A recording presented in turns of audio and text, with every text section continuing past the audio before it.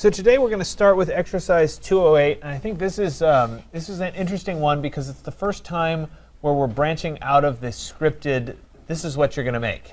You're going to have some autonomy in terms of what you're picking and what you're going to make. I will go through a demonstration that shows you how I would go about doing it, but I think it's important that you start to break away from the scripted, follow this and do this and do this, because in the world of design, you're going to be coming up with your own stuff and you're going to have to be able to figure out how to make it. So I think this week is a really big week for you guys in your Rhino modeling. Today we're going to work from some sample drawings. We'll find those sample drawings online from some manufacturers, and we'll end up building objects that fairly resemble what they have and manufacture. So that's good because it's kind of a step into really freedom in terms of what you're making. So we'll make something that exists today, and then next class we're going to get into like soft cloth-like objects, pillows, those kinds of things that aren't rectilinear anymore. So we're branching our way into that, and so I think this is a pretty fun week to get through that. So for exercise 208, what I'm going to ask you to do is to browse to a manufacturer website, and I think the easiest type of object to work with here is a window or a door. They tend to be rectilinear, they tend to be fairly easy to make, and so those are what I'm going to encourage you to do. If you're more interested in doing a faucet or I don't know, something else, that's okay, but I think frequently starting with a window and door is pretty good to kind of get your feet wet here. I pulled up several window and door manufacturers. I don't care which manufacturer you go with, but I'm going to show you on these websites. They always have information for you. And so I pulled up Andersen Windows. You've probably heard of them before. And what you're looking for on any one of these websites is something called For Pros, or For Professionals, or Professional, or something in that vein, because generally that's where they hide the good stuff. All the pictures and whatever are for the consumer. We're looking in the Pro section, and if we look in here, and for example here in Andersen Windows, under Architectural Tools, CAD, BIM, and CSI, those are what we want. We're looking for some CAD files to work from. And so when you do that, it brings up a list of all their CAD files. Now if we switched over to Milgard, another window manufacturer, same thing. They have a For Pros section. And then they have a drawings and 3D models section. So it's called slightly differently, but they still have the same kinds of things. Here's another manufacturer, Geldwin. They have a For Pros section. Looks like they want you to sign in. So guess what? We're not doing them. And then here's another one, Pella Windows. There's the For Professionals in Pella. They want to know who you are. Okay, we'll be architects for right now. Resources and downloads probably, and somewhere in here, yeah, specifications and CAD downloads. So all of these websites have this information. The manufacturers would love for you as an architect to spec their products. So they'll give you as much information as they possibly can to convince you to use their products. And so we're just going to take advantage of that when we start to create this. I should also point out, by the way, that it's not limited to windows. Like, for example, if you really wanted a toilet and you didn't want to have to go through and model a toilet, you could go to Kohler's website, for example. You could probably go to Toto's website, too. And in Kohler, if you went into bathroom and you said, I'm interested in toilets, that's great. Sure. We'll pick a toilet here. Come on, website. There we go. Great. I like this toilet. If you scroll down here, here we are. There's our CAD files, and guess what? 3D files. They have a bunch of different files that we could use from. The OBJ is the most generic file. That's the easiest one. I could download this OBJ, open it in Rhino, and that would be ready-made, put a porcelain material on it, boom, I got my toilet. So I didn't actually have to make anything for that. So today, obviously, we're going to make things because it's the whole point. But when you can use something that somebody's already created, there's no reason not to use something. So not that you want a high-end rendering of a toilet, but the point is that that's pretty easy to put into a project. Easy to find, easy to put in. Same things exist with all the drawings. I could get a AutoCAD drawing of a toilet and put that in if I wanted to as well. I'm going to jump back over here to the Andersen site. And as you slide down here, they have all their various types of doors, windows, sliding glass doors. These are separated by their product lines. So their E series and their A series what's that, a 400 series, 200 series, 100 series. You guys get the idea. So there's tons of information. We just need to pick one based on what it is that you want to model. So maybe I want to work on a casement window. Sure, why not? I can come over here and I'm interested.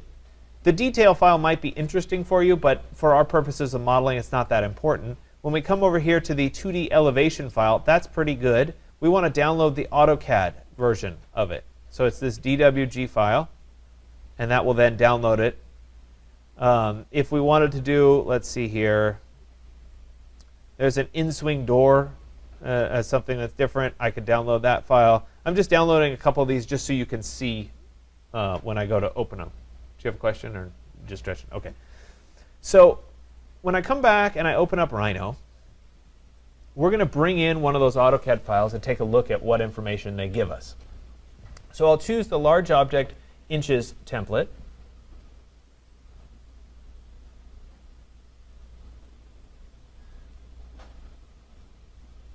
And with Rhino open, we're going to go to File and then Import. Now I have two options here. I could insert as a block reference, or I could just go ahead and import it. For our purposes right now, I'm going to end up deleting most of the stuff that's in it. So keeping it as a block for reference just doesn't make a lot of sense. So I'm going to go ahead and just import it. So I'll go to File and then Import. And those files were in my downloads. We'll go ahead and say Open. Now, these options here, almost all the defaults are fine. The only thing you want to pay attention to is that your model units are set up the same. I picked the large object inches template. The files that are coming from the manufacturer are coming in inches, so they're going to mesh up nicely. If something was different, if I was in the metric system and they were coming in inches, we'd get complications. So we just want to make sure that those match up. I'll go ahead and say OK.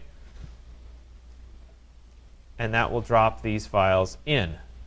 So if I double click on perspective and zoom out, we can see that they gave me a whole lot of information. So they have different styles of their casement windows. Some of them have grids on them. I think this one has a different looking grid. Yeah. And so these are all the windows that they make, which is way more. I'm not going to ask you to model 300 different windows. We're going to pick one of the windows that looks interesting. So with these, let me go ahead and I'm going to start with a casement window because I think the casements are pretty easy. Go ahead and zoom in here. There we go.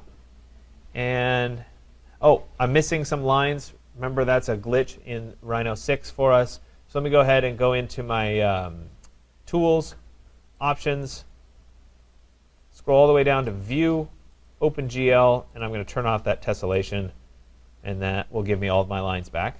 That's good. All right, while I'm here, I might as well turn on End, Mid, and Perpendicular Snaps. And then I'm going to pick the size of the window. So these are the nominal 5-foot windows, so I'll stick in there, and I probably want like a 3.0. Where 3.0 is over here somewhere. It's like this column. So sure, 3050. It's that window right there. So I want that window, so I'll draw a box around that window and select it. It's possible that when you bring it in, maybe they grouped them, maybe they did some stuff to them. You might have to explode that particular window. I'm going to go ahead and move that object. So I just type in move or go up to transform and then move. And I'm going to put that outside over here for now. Now all the rest of this information really is irrelevant at this point. So we'll go ahead and select it all. Maybe I'll select it this way. And we'll go ahead and delete all of that. I can press the delete key on the keyboard or type delete. And then I'll go ahead and take my window here, and I'm going to move it. So once again, I'll go to transform and then move. And I'll come down here, and that corner I'll move to 0, 0, 0. Then I'll zoom, selected, and now I'm back right at the origin with my window ready to build. So if I come over here, we can see that they gave me a bunch of extra layers, some AutoCAD layers and whatever. We can clean that stuff up a little bit later on, but I can leave it the way it is for right now. Maybe I want to organize it a little bit. I could rename this layer 5 to be AutoCAD. And I could take these layers here that were all AutoCAD layers, stick them underneath the AutoCAD layer. That just kind of cleans it up a little bit. So now that I've done that, I have to think about how would I go about modeling this particular window. So I have some guidelines for what I'm doing, but I want to create surfaces. I want to make this three-dimensional. So how am I going to go about doing that? For me, I think the easiest strategy to start building it is to create a surface that is the size of the window. We'll start with just a simple surface. You could do the surface from 3 or 4 corner points. You could also do a rectangular plane right here. Either way, I'll snap from one corner, maybe, from one corner down to the other corner. And you know what? Let me see this in shaded mode so that I can see it. And there's that plane. So they gave me some information. They gave me this outermost frame, which is kind of like the jamb of the window. They gave me the window frame itself. They gave me where the glass would be. They also gave me where these little mullions would be. Well, it would be nice if I could start doing some extrusions based on those pieces. So what I'm going to do is I'm going to use these lines that they gave me as guides to break up this big surface. I'm going to use a command called split to do that. So it's available under, I think it's under Edit and then Split, yep, or you could type Split. And when you initiate the split command, the first thing it's going to ask you is what object do you want to split. So I want to split that big surface. I'll press Enter when done. And it says, what are my cutting objects? What do you want to cut that up with? So I'll cut it up with this rectangle that goes all the way around the outside. And I'll go ahead and hit Enter. Now when I do that, it's going to split the large rectangle into two things, the inner and the outer. I can now take just this outer piece right there, and I could extrude that. So I could go up to my surface, extrude, maybe it's under solid. Extrude surface, there we go, straight. I could also type in extrude SRF. So now when I do the extrusion, don't forget though that I need to make sure that solid is set to yes. And then I need to know the thickness of my jambs. So in this case, I don't know, we'll do it at, we'll do a generic size. We'll do it at 6 inches. So I'll go ahead and type 6 inches. And that then forms part of my window. Now I need to build the window itself. Well, I can use the split command again. Let me go to Edit and then Split. I'll choose my object to split, which would be this surface. And I'll split it with that curve there. And I'll go ahead and press Enter. I could have done the split with both of them at the same time and split it up in multiple places at once. But I was trying to do it simple enough so that I'd repeat the process. But you could certainly do that. Now we need to extrude this surface. So once again, extrude surface. And this isn't going to be as thick, so maybe it's only 1.5 inches. Something like that. Now this glass is just a shingle sheet right now. I could go ahead and I could move it vertically so that it was at the center of that window. That might be nice. But really, glass needs to have thickness. And if it's going to render correctly, we need 2 surfaces to be able to render the glass correctly. So I'm going to take that surface that I have, and I'm going to offset it so that I get a second surface that's above it. So I'll go up to my transform, and I'll go to Offset. Maybe not. I type these in all the time. So yeah, it's under Solid and then Offset. Apologize. Select Surfaces and Polysurfaces to offset. I'll select that surface. Press Enter when done. When I do that, hopefully you guys can see it. Do you see all those arrows that appear? Those arrows are the direction that it's going to offset the surface. So in this case, they're going up. Notice also that I could choose both sides so that it's going up and down. And I could say, if I wanted to do it both sides, I would say, okay, what's the distance of my offset? So if I wanted the glass to be a 1/2 inch thick, half of that would be 0.25 or 1/4 inch. So I'm doing it both sides with a 0.25 distance. When I'm done, I'll go ahead and press Enter. Oh, I could also delete input, yes or no. that means do I want my original surface to go away? In this case, I do, because I don't need the middle, because I'm going both directions at once. Delete input is set to yes, and I'll go ahead and press enter. And it then gives me two surfaces. So there's the top surface, and then underneath is the bottom surface. It doesn't matter whether it's an enclosed polysurface. In this case, it was an enclosed polysurface. I have edges on it, but it doesn't have to for rendering purposes. So next thing, I probably need to move this window toward the outside of my window. So I'll take the glass, and I'll take the frame here. Let me go ahead and move it, V for vertical, and I'll pull it up so that it's even with the outside of the window.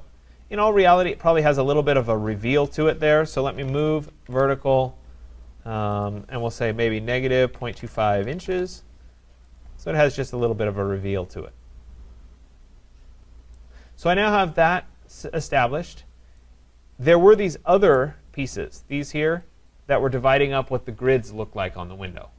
So if I wanted those grids, I could go ahead and I could create little mullions for those pieces. So let me go ahead and I'll use the box corner to corner to do that. And I'll just trace over. I could use a split. I could have done that. But in this case, I'm just using a box. And I need my thickness of my mullions, oh, I don't know, how about an inch? Same thing, box over here. We'll go from there to there, and we'll say maybe an inch. Right-click to repeat the last command. There to there, that would be an inch. And we will right-click from there. There. That was not right. Try that again. And we'll say maybe an inch. So what I end up with is these four rectangular polysurfaces. And I need to move those up so that they end up here in the glass. Let me go ahead and type move. V again for vertical. Now I'm going to snap to the center or the midpoint of one of these lines so that as I come up, I can reference the middle of the window frame. Because it's not letting me snap to it, I'm actually going to switch my view into ghosted mode, which allows me to kind of see in, and I can pick right there in the middle of the frame. And so now when I've done that, I can switch back into the shaded mode, and you can see that the mullions actually stick out from the windows on the front and on the back. If they didn't stick out enough or they stuck out too much, I can also use one of the transforms to scale the object in one direction. So if I wanted this to be more, I could go back up to transform, scale. There's 3 different scales available in Rhino. We only want to increase the thickness, so a 1D scale, only in one direction is what I want. And I could say, let's go from here to here, and I could make that the full thickness if I wanted to. I'm not going to end up doing that, but I'm just showing you that you could make that modification after the fact if you wanted. So these objects, however, right now intersect themselves. So see how this goes right through that object? Sometimes you don't want those intersections to happen, especially when you're doing a rendering, because you got 2 surfaces on top of each other. It'll get weird results during the rendering. So I'll take all 4 of these mullions, there, and there, and I will apply a Boolean union, which over here is available. It's the 2 spheres that go together. It happens to be the one on top. And that will take these and make them into one object. So this is now one object versus 2 separate objects that overlap. And that'll improve the quality of the rendering long term. So what I've done is I've essentially created this window. And now it's time to get it up into the vertical plane and start to make some materials, put some materials on it. So I'll go ahead and select this window. I'm going to use my Rotate 3D. It'll be available in Transform, Rotate 3D. My axis of rotation will be along here, right along the bottom. My reference point will be right there, going up the side, and we'll fold it so that it is up in its vertical position. I might also take it and move it so that that corner is at 0, 0, 0. Right about like that. I could take the window, including the mullions, and I could rotate them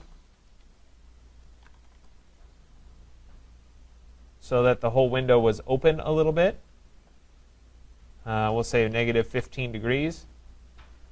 And so that window has a little bit of an opening to it. That would just be an option. I could also add some trim to this window around the outside if I wanted to. Again, it depends on your building as to whether you want trim or don't want trim. I would go ahead and there's a variety of ways of doing that. If I started, let's say, with a rectangle with 3 points, I could say, okay, I want to go from right there to right there, and I want this to be 1.5 inches thick. Let me turn on ortho so it's staying nice and straight. There it is. I could then extrude that curve to provide the top of the window, so we'll do that at 5.5, something like that. Do the same thing with the sides. Again, I could do the rectangle. We could do 3 points here. I could come down here. This was 5.5, and this was 1.5. And then I could extrude this. Again, I want to make sure solid is set to yes, and I could say, okay, that's going to be right up to there. I could take this piece of trim, I could mirror it across the middle to make that piece of trim. Now this header really should go the whole distance all the way across. So I could just delete it and do a new one that goes from there to there with a height of 5.5 inches. Looks pretty good. Come down here. Maybe I want there to be a little sill underneath this window. So we can do the same thing. I'll do a box here from there to there. And maybe this is 5.5 inches again. Oops. I should have said negative, but we'll go ahead and just move it vertically down like that. Now maybe I wanted a sill coming out instead, so maybe I need to move this vertically by another 1.5 inches, negative 1.5. And maybe I want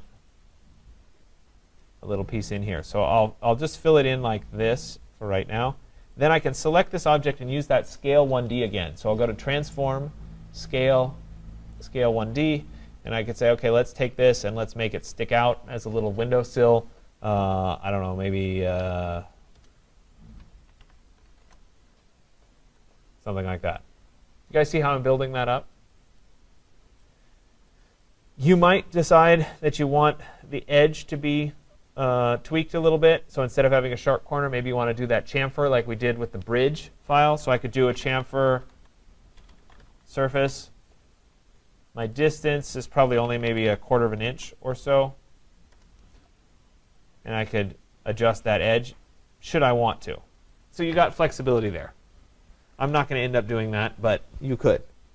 Likewise, on the inside of the window, maybe you want to do a little piece of trim on the inside of the window. Generally, the trim on the inside of the window has a different profile than just rectangular. So I'll go ahead and show you a strategy for doing that. The first thing I need is the profile of what the interior trim would look like. So we could do something as simple as start here. Let's see here. I went over 0.5. We'll go this way by, I don't know, 2.5. Sure, 2.5. And then we could come back to 0.5.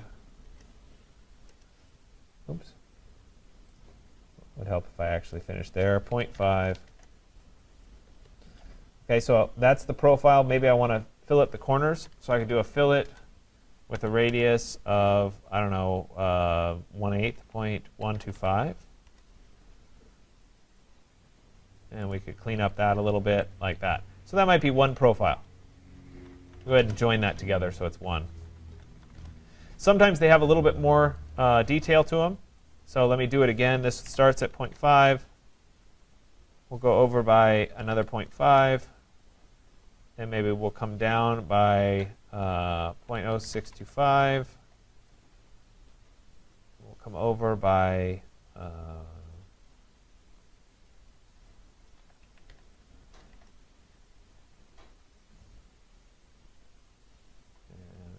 So 0.0625.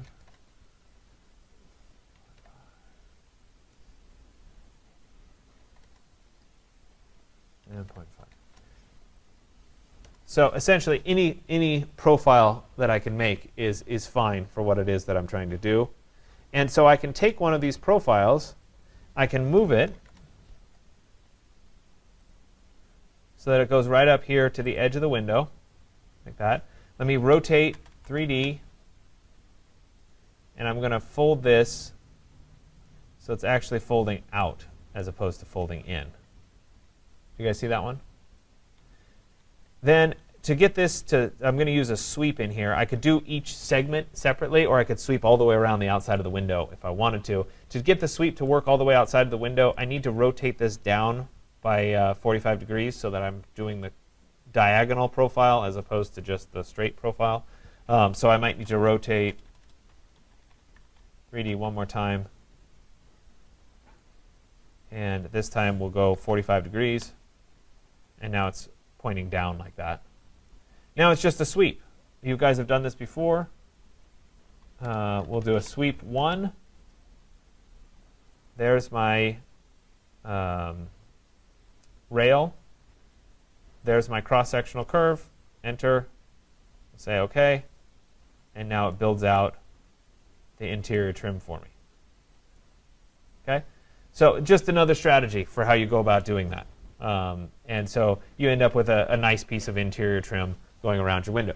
All of this is optional. Remember, you're in charge of how much you're building today and what you're doing. So it's really, I'm trying to show you a variety of options so that you can get ready for it. Looks like I have an extra little surface here that didn't get deleted. Let's delete that so it's nice and clean.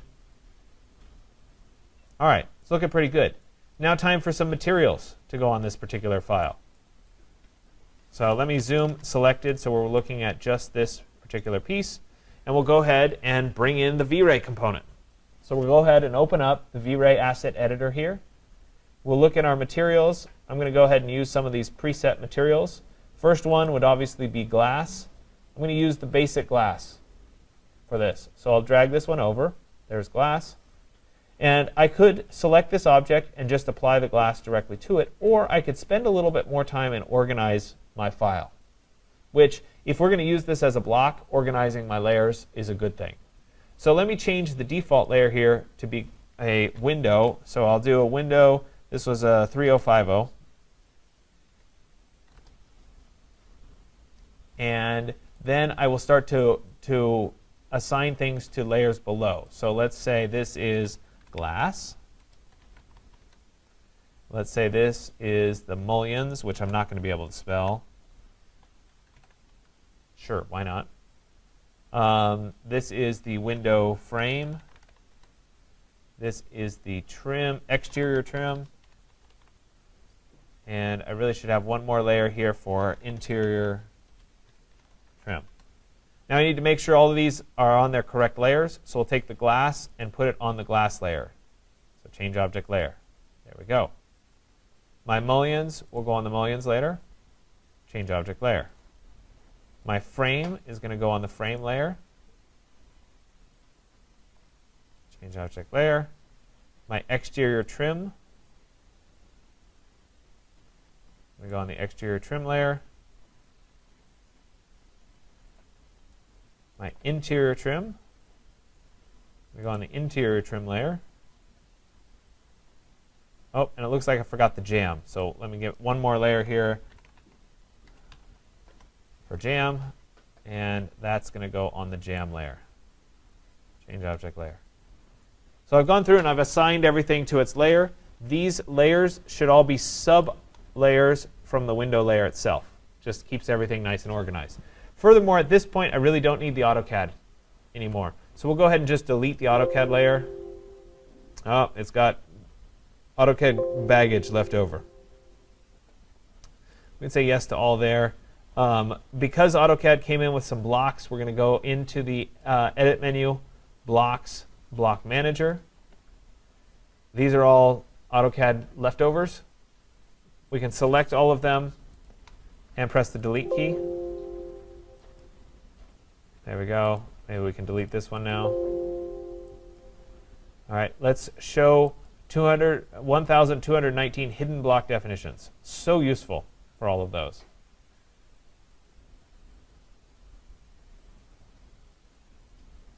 So before you do that, it's a good idea to save your Rhino file, which I failed to do.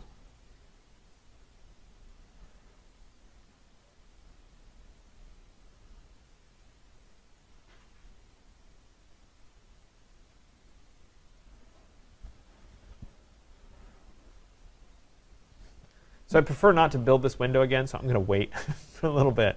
So bear with me, see if it comes back.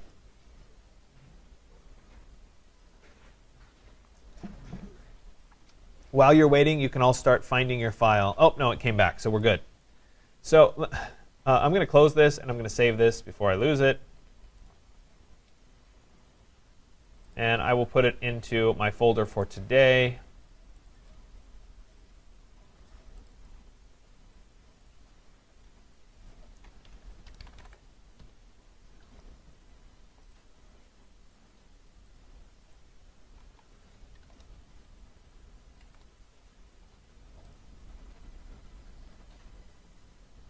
Perfect. Let me go back to those block definitions.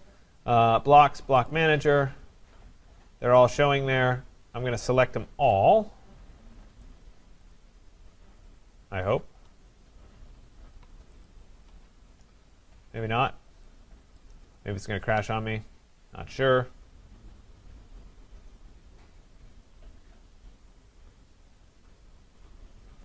And then I'll go ahead and press the delete key.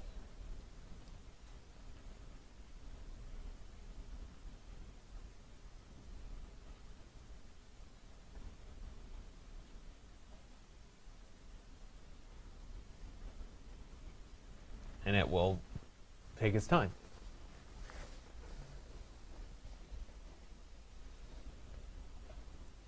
All right, so I was able to get rid of all of them. So it took a while, almost crashed, but it didn't. Now I should be able to get rid of the AutoCAD layer. There we go, all together. So that's gone. So I've cleaned it up. So I have just my Rhino file that I built out with all their appropriate layers. We're going to go back into the V-Ray asset editor here. And we're going to take the glass, and we're going to assign that to the glass layer. So I'll right-click on glass and say Apply to Layer. And it's going to be glass right there. Then I need to find other materials that are going to be used in here. So it's probably going to be wood. So I'll get into the wood and laminate section here. And I need to look through and decide what kind of wood I want to use. So it's probably going to be one of the veneers, would be my guess. So it's just a matter of deciding which one. We'll use that one right now. And I'll take that veneer and I'm going to apply it to, let's apply it to the frame layer. So I'll right click and say Apply Material to Layer Frame. We can right click and decide Apply Material to Exterior Trim. Apply to Layer. I'm not going to do it to the Interior Trim. Let's go to the mullions as well.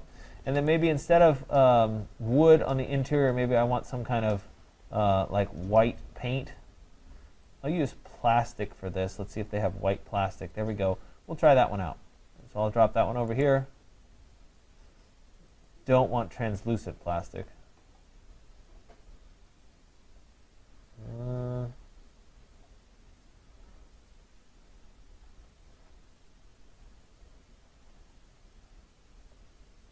How about wall paint and wallpaper? This could be interesting. We'll do fine grain white. There we go. So I'll take that. I'll right click on it and say Apply Material to Layer. That will be on the interior trim layer. And it will be also on the, let's see here, jam layer. Here we go. So now that I have all those materials applied, I need to go through and do my texture mapping. So we'll go back to my object here. Let me zoom selected. And I'm going to switch from the shaded mode into the rendered mode. so that hopefully I will see this as a rendered object. All right, not too bad.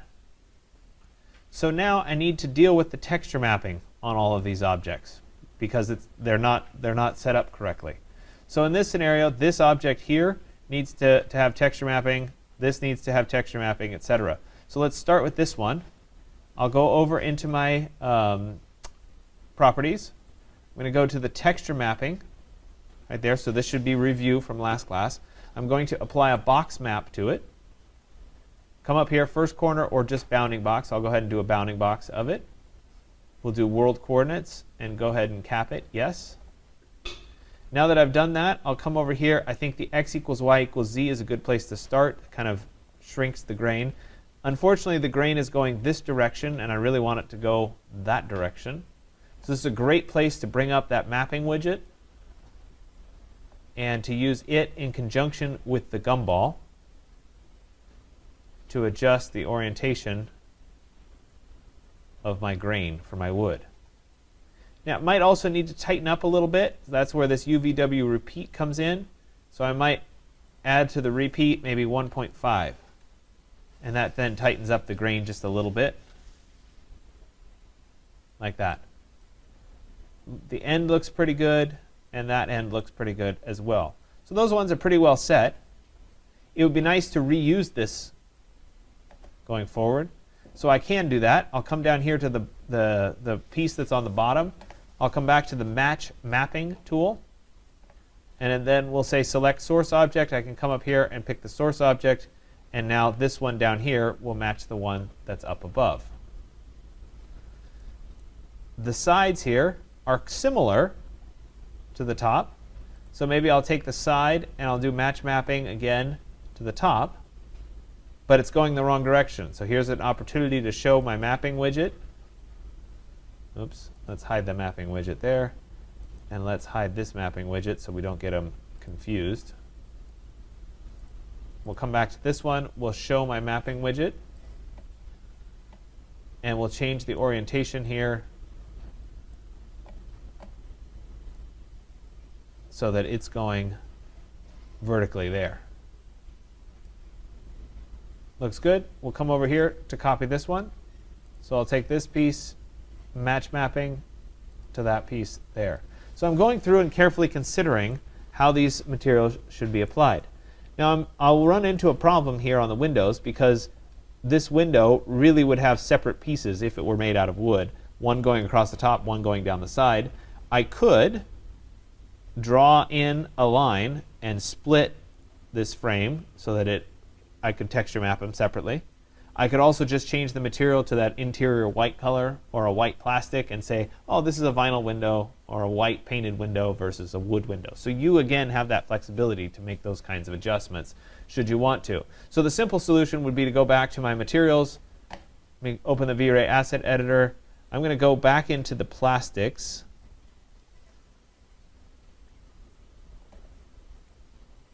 And let's see if they have a... They have lots of plastic leathers.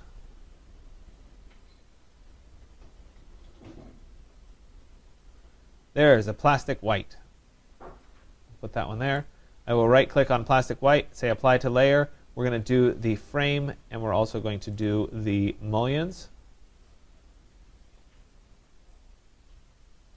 And now those show up as white, in which case I don't need to worry about the texture mapping. Likewise, the texture mapping on the interior trim and or the casing, those aren't going to matter either. So I've spent my time, I've got my texture mapping. Oh, I forgot this object here. Let me go ahead and match the mapping again. So we'll go to match mapping to this piece. Let me show the mapping widget. There we go. And so that it looks a little bit different, I'm actually going to rotate it down so it has a different texture right on the front. Same pattern, just slightly different. It won't look quite the same. Okay, so now that I've done all of that, it's time to go ahead and save this work. So I can go to File and then I can go to Save. That just saves my 3D file. But if somebody were going to use this down the road, it would be nice if we gave them all the materials to use it with. as opposed to making them find their own materials. So there is a way of exporting including all of the materials. Now we used the generic materials. We didn't use anything fancy, so theoretically anybody who opened Rhino 6 would have these materials and it wouldn't be an issue. But we can actually pack up the 3D file and all the materials into one zip file. And we're going to do that by going to the V-Ray menu up here. And we're going to go to V-Ray and then Pack Project. And we'll then choose to save that on our flash drive.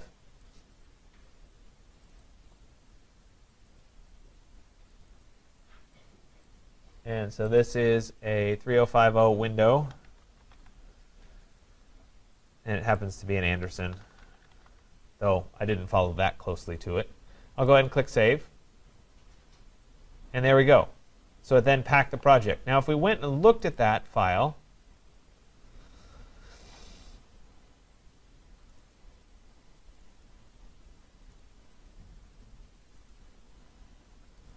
that would be our packed file. Let me go ahead and extract it all. And you can see that it includes the 3D file, but it also includes any material-related stuff. So anything that I need to be able to recreate the materials are available in that file for me. We're going to talk through what all of these maps mean a little bit later in the class, so we'll come back to that. But for right now, at least you are aware that it comes with everything. We'll go ahead and close that down. Now it's time to test out and see how this really looks in a rendered format. So I've given you a sample file. It's available on the course website here. At the bottom of our exercise today, exercise 208 base file for test rendering. You can go ahead and download that file, and then we can open that file.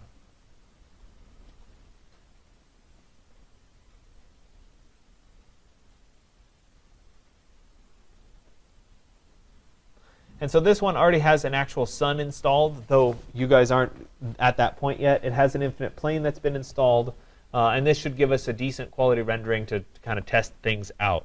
So I'm going to go ahead and go to the Edit menu. I'm going to go to Blocks and then Insert Block Instance. And I need to go find that file that I just created. So we'll go to my flash drive. And I could use the zip file version, or alternatively I could use the one that I saved. Either way will get you to the same place. We'll go ahead and say open. I want to link it as a reference. I'll say OK. I'll say OK here as well, and we'll drop it in to the scene, maybe right there. I'm going to move it up just a little bit for my rendering. We'll zoom selected on it. There it is. And now we can take a look at it in rendered format. So I'll open my V-Ray asset editor. That's good. And then we'll go ahead and start the render process here.